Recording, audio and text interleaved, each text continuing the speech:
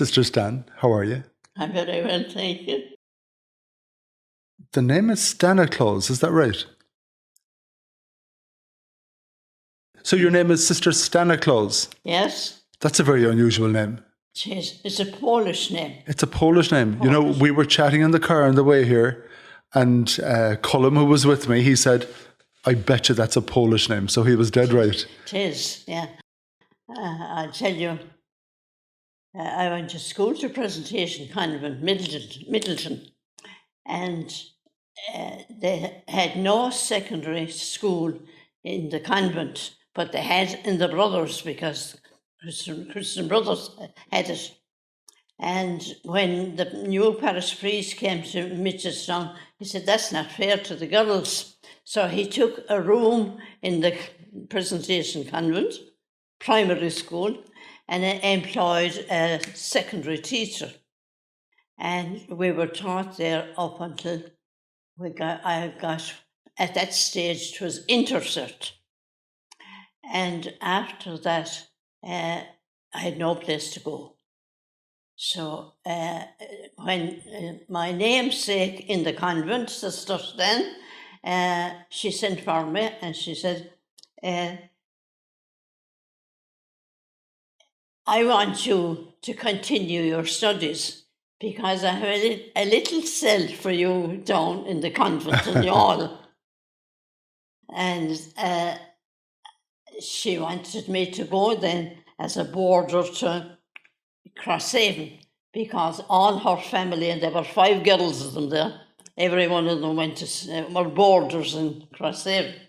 But this now, because you see, it was they were going back to school at that stage, so it was the middle of September. So she rang Crosshaven, could they take me? And they had no vacancy. No room at the end. So I was stuck again. So she went from that to Thurles, and Thurles had no vacancy for the same reason. But they said, but we have what do we call it? A smaller school in Ballingarry, and they could take you. So that's where I went. I went to Ballingarry in late September, and I stayed there for the 2 years and did my leaving cert there. And after that then, I entered in the Presentation Convent, Youghal. And there was another girl with me, Mary Ware, and she was entering in Thurles. There were only 3 of us actually in the leaving cert class there. And the 3 of us entered Presentation Convents. Annie Dwyer entered in George's Hill, and Mary Ware entered in Thurles, and I entered in Youghal. And you entered in 1939, I understand. 1939, yeah. Yeah, in October. Yes, 7th of October. Yeah. And tell me, going through the door on that day, do you remember that day? Do I remember it? Of course I do. I remember my first cousin, a priest, Father John O'Connor. He came to my own home in Ballinamona, Mitchelstown, and he drove my father and mother and myself to Youghal.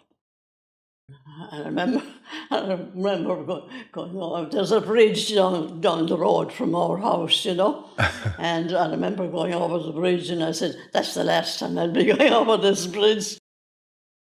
And most people listening won't understand this, but it was a closed order at that time. There was. So when you went through the door, you didn't go back out it very often. It's like going to America. Yeah. And tell me, the car journey that day. The journey in the car that day on the 7th of October. Yeah. Was it very quiet, or were you chatting to each other? I'm sorry, no, I can't hear you. Oh, no, that's okay. The car journey that day, they were all going to say goodbye to you. So was everyone very quiet, or was there loads of chit-chat in the car? I don't remember that. Yeah.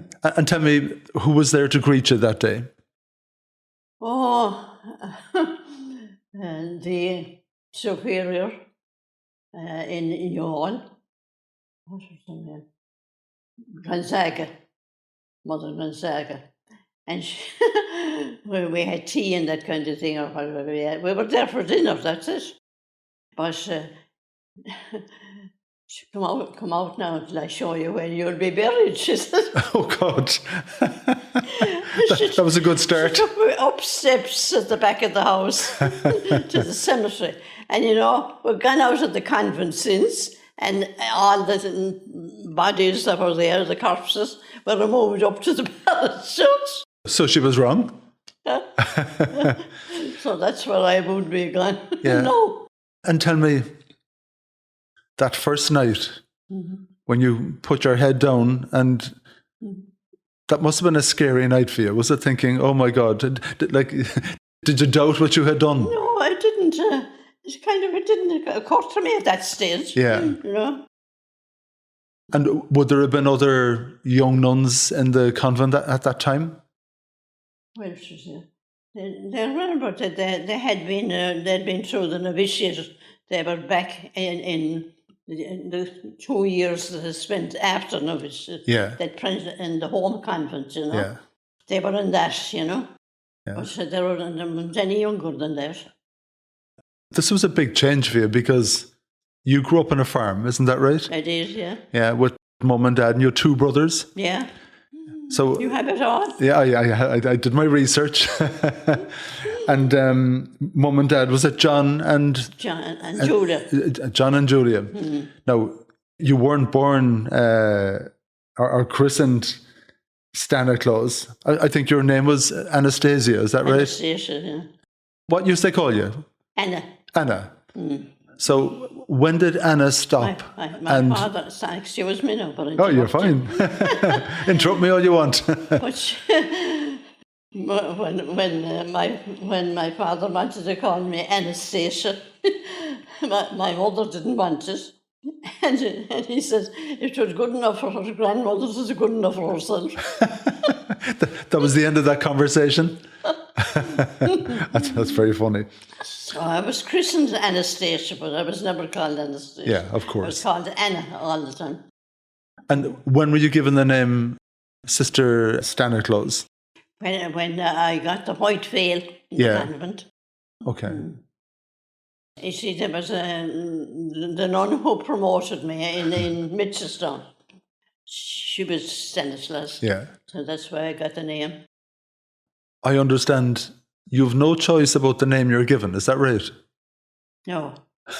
So that day when you know you're going to be given a name, are you praying that you get a nice name? I tell you, good one. There was another sister with me from Doneraile. Yeah. And they had this kind of what would you say, a formula.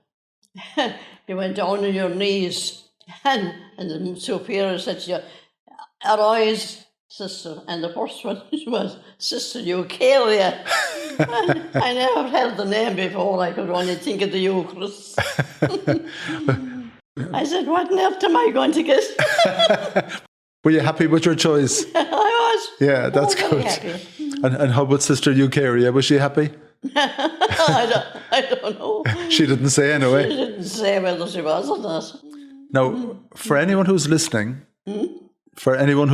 to our conversation at this stage, they'll have heard that you entered the order in 1939, and if they do the sums, they know that there's a few years on top of that, because you're nearly 101, isn't that right? 10th of next month. Yeah. So we're having this conversation. We're coming into June in 2022. So you've been around for a day or two. 101. Yeah. Nearly. That's a fantastic age and a huge privilege to be chatting to you. Life in the farm and life in the convent. Very different. I think they might be. When did you get the idea that you might like a life as a nun? I'd say when Stanislaus said that to me. Yeah. And would you have shared that news with your friends and with your family? What would they have said to you? Oh, well, I remember saying it to my mother in the kitchen. And like she accepted it. And my father passed through to get out to the back kitchen. And she told him, you know, what she wants now, she says, is to enter the convent. She couldn't do a better thing, he says. So I had no opposition. That was it. Yeah. The fact that it was a closed order, did that bother you at all? It was a closed order.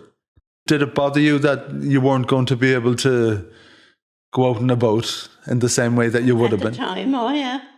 But you see, when Vatican II came, we got permission to go out. That was a big change. Oh, it was. Yeah. When you heard that news, was that a big celebration? We were delighted. Yeah, I'd say you were. You went in 1939, and you started teaching fairly early after that, wasn't that right? 44. 44 you started teaching. Yeah, I had to make my novitiate first. Yeah. And in 42, I went to Carysford College to be trained as a primary teacher. And when I came home, then I started teaching in 44. And tell me, when you joined the order, did you know you were going to become a teacher? Oh, I did. Oh, you did? Okay. And was a teaching order. Yeah. And was that part of the attraction for you? And no nagels. Yeah, exactly. You liked the idea of being a teacher, did you? I did, yeah. Okay. My mother was a teacher before me. Your mother was a teacher? Ah, okay. Did she married? Yeah. When I was born, she gave it up. That's the way it was at the time, wasn't it? To mind me. Yeah. And she did a good job. World War II. You entered the Presentation Order in 1939. Of course, in no time at all, we had World War II. Oh, yeah. Would you have been aware of that? I'm glad you mentioned that. Yeah.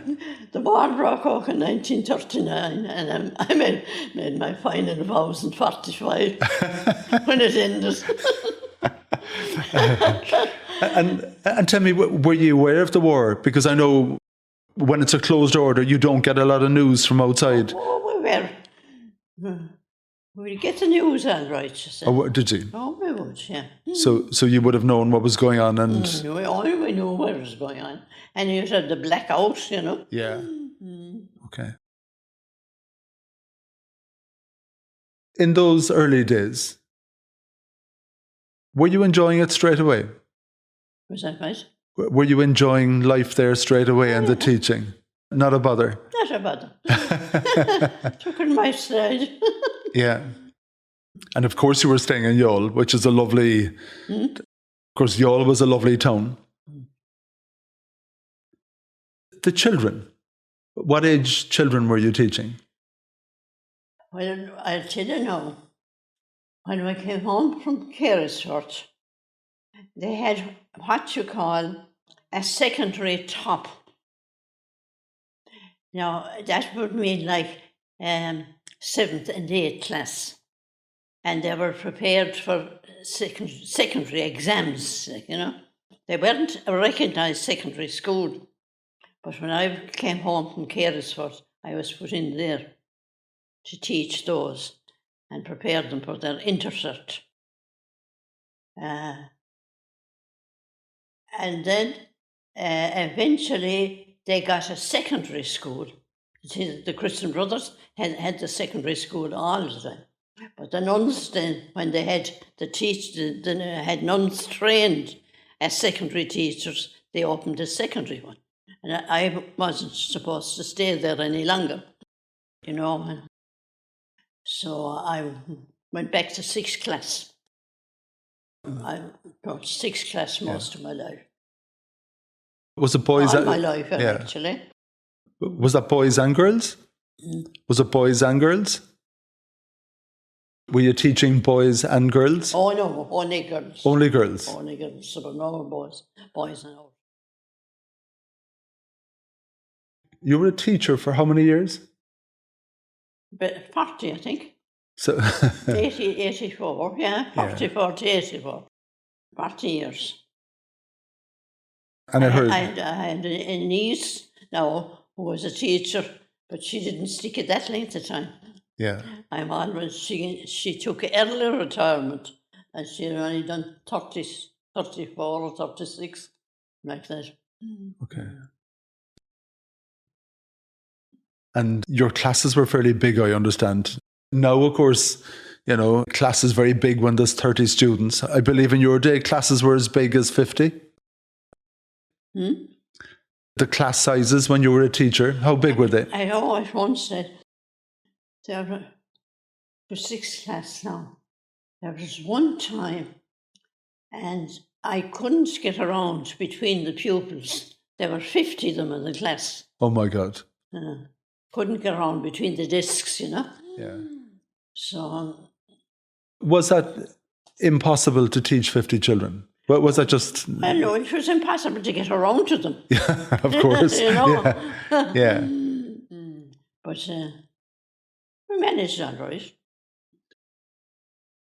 Did teaching become a different thing after Vatican II when you were able to go out and about? Did you become a better teacher, do you think, when it wasn't a closed order? Well, I understood better where the pupils came from. Yeah. You know, which makes an awful difference. And you see, the Christian brothers had that advantage all the time. They knew where their boys came from. We didn't know where the girls came from or what conditions they were living in, you know. Yeah. So that made a difference. Yeah, it must make a huge difference. Tell me, what makes a good teacher? What makes a good teacher? Patience. Yeah. And I have a grandniece now who's a teacher. She's telling me all these newfangled ideas they have about teaching. My one thing about teaching is sheer error, constant repetition. Okay. Sheer error. There were no computers or no apps or anything like that in your day? There were no computers or apps in your day? Oh, no. Sheer error. Okay, repetition. Repetition, yeah. Do you remember the children? What? Do you remember the children? Do I remember the children? Do you remember them? I do. Very well. I remember now. When I was put in to the secondary top, I could remember every one of those that I'm nearly gone now, but they were a very small group. I think there were only 17 in the class, in the secondary top. But I could remember those for years. I could name them out for you, you know. Are you serious? Wow. I believe with you, Sister Stan, you were drawn to the kids with disabilities. I was. Yeah, why was that? I don't know. I could sympathise with the child, like, you know, that couldn't do it. I remember one of my pupils, a 6th class pupil, came to me afterwards and she said, I remember you sitting down beside me, she says, on the desk and explaining to me about the sum that I couldn't do. See, you must have a sympathetic, you know, approach to children. Yeah. I think I had that. And if you have a class with 50 children, is it impossible to give some of them that attention? Most of them would be all right, you know, a few that needed help, Yeah, You know? And you'd identify them quick These enough, are would the you? ones I'd go to. Yeah, well done. Mm. Were you sad when you retired? When you retired, was that a sad day for you? It was. Yeah. It was. Mm. Was that 37 years ago, maybe? Maybe I should miss a little. I'll nearly be retired as long as I was teaching. But that's a good trick. I was 40 years teaching. 84, home and 84, this isn't. What is this, 22? Yeah. Was it? 84. Yeah, 38. 38 years it is, according to my mathematician here. He did his sums very quick. And you were principal of the school, weren't you? I was 40 years. Yeah, 40 years. Were you principal of the school towards the end? I'll tell you now. Sister Mary of the Sacred Heart Ryan from Mitchelstown. She was my own class going to school in Mitchelstown. She was the principal, and she was made provincial of the order. So the space was there. And she says, you'll have to take it.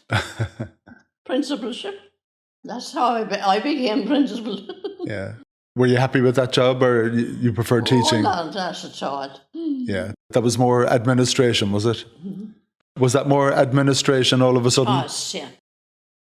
You just love teaching. You weren't in the classroom at all, like, you know. Now, for anyone who's watching, you've got a little teddy in your arms, and that's not because you love teddies, but it's for a different reason. You're quite practical with your hands, aren't you? Thank God. Yeah. Thank God. Can you tell me about the teddy? The teddy was up there in the box. And when I came here first, one of the girls, she's gone to Charleville now, produced the box. And she said, when she heard I was able to do crochet, she produced the box with this fellow in it. And then, but it was, you know, it was a thickish kind of wool, very thick. I never worked with that kind of thing before. But worked on it. But I just followed the pattern. Yeah, and you're knitting the whole time, aren't you? Or crocheting the whole time, am I correct? Yeah. Yeah. I'm doing a matinee coat now at the moment. Who's that for? Actually, the child isn't born yet. Very good.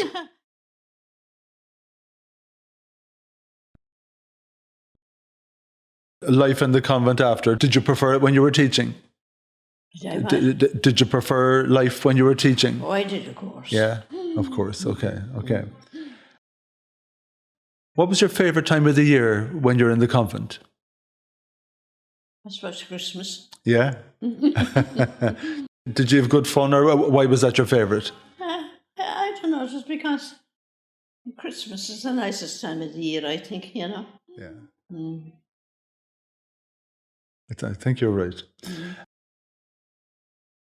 When you think about your fellow nuns, What about them?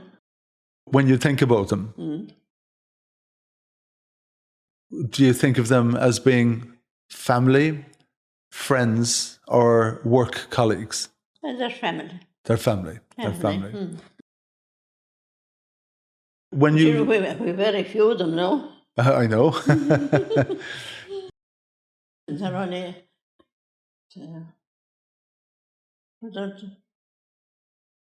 Three, that's three left, no, only all. Three. And I was the fourth. It's a very small family.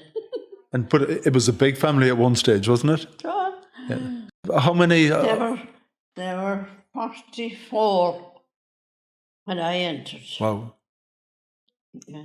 At that stage, we had the big convent in Youghal, you know. Yeah. And we had to move out of that, you know, because the heating bills and all that kind of thing. We got a smaller house off the Strand. That's where we're living now. That's a beautiful house with a beautiful view of the sea and everything. Oh, yeah. You picked well. It is. Although we could actually see the sea from the convent where we were. World War II and 1939 1945. to 1945. It began. Yeah, and I believe in Ireland, in a way, the war went on a lot longer than that with rations and everything else. Oh, yeah. Was there a big difficulty in the convent with food and butter and... You got your ration and you did with it. You see, at that time, we had long tables and there were drawers into the table, you know, and you got your sugar and butter for the week. You put it into your drawer and that did you for the week. There was no sharing, was there? Oh, no. You had your... That was yours, no? That was yours and you looked after it. And yours is not doing that. You've seen a lot in 101 years, I have. sister. The last 2 years with COVID. Yeah. What did you make of that? It was extraordinary. It hit the whole world, let alone us. Was it the most unusual time in... It was the most unusual time. It was. And you had to be hidden. Yeah. And I was going to say I have one last question, but I have one last question. In your 40 years of teaching, did children change in those 40 years?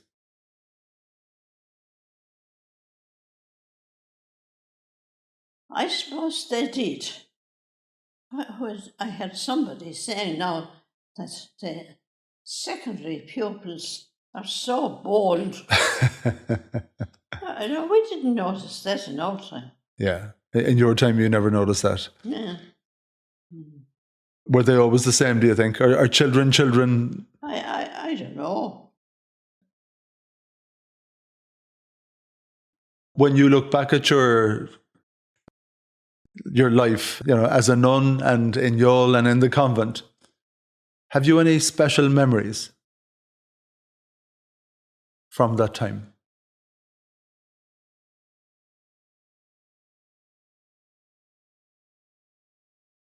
Mm-hmm.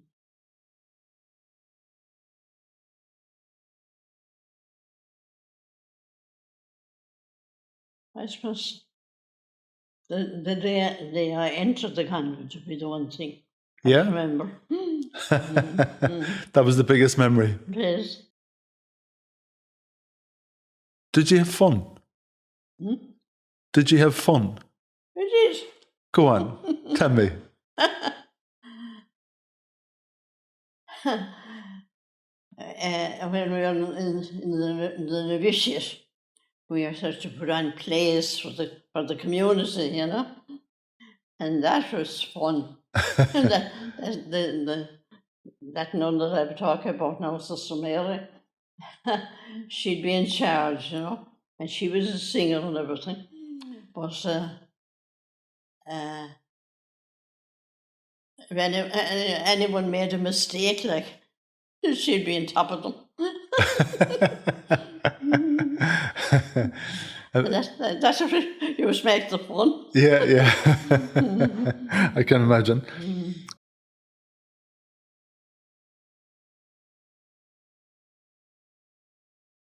Nana Nagel, did she play a big part in your life and in your teaching? Was she always part of it, or did she come into it after? Well, she came into it after I entered, like, you know, because I hardly knew she was there when I was entering, you know. But seeing what she did and where she was born, Ballygriffin, and that, you know, she was an extraordinary woman. And at the time, you see, they had penal laws and how she made her way through those without being put in jail. She really did take a chance. She wasn't living too far. Her family, they didn't live too far away from here, really, did they? Just outside Merrill. Yeah, that's right. Ballygriffin. Yeah. If you were going out from Cork, going from Cork to Mitchelstown, you'd pass it on the road. And tell me, knowing her story, her story is so big. Like Nan O'Nagle is so inspirational. Yeah. Is it a surprise to you that you didn't know about her in 1939? Yeah, I didn't.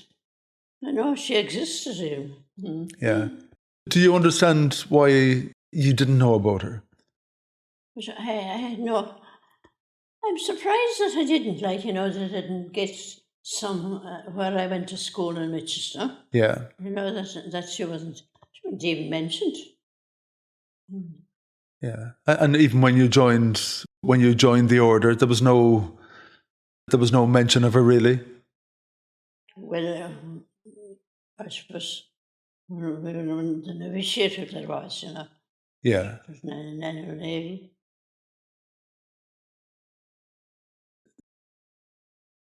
When you look back at your life and your career as a nun and how everything has changed since, what do you think? What do you think when you look back? What do you think? I think I'm the luckiest person on earth. I was born on a farm. And I had two brothers. One of them, the eldest brother, was the second lad got a job in the co-op in Mitchelstown, but the eldest fella was supposed to get the farm, and my father wouldn't give it up in case he'd bring in an in-law that would throw him out. So. What did he do? He went and he was into greyhounds, and he had made a bit of money on them, and my mother was able to help him out with cash as well.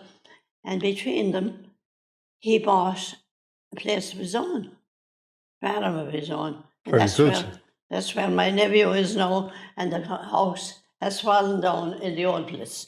The house I was born in, Do you ever go back there? Huh? Do you ever go back there? I did for a long time while my brother was alive, But it just started falling down onto the... Very good. A ruin. So, Sister Stan, thank you so much for coming on the Nan O'Nagle Place podcast. You're so good. Best of luck on your 101st birthday. Yeah, on the 10th of June, 2022. I think when Nan O'Nagle was doing her work, I think very quietly, when Nan O'Nagle was doing her work, I think very quietly, in her own way, she was picking some very special people. Do you think she had a role in picking you? I don't know how good I'd be. I think she did a good job. Thank you. Yeah, thank you so much. Thank you so much. You're welcome. Well done. Thank you.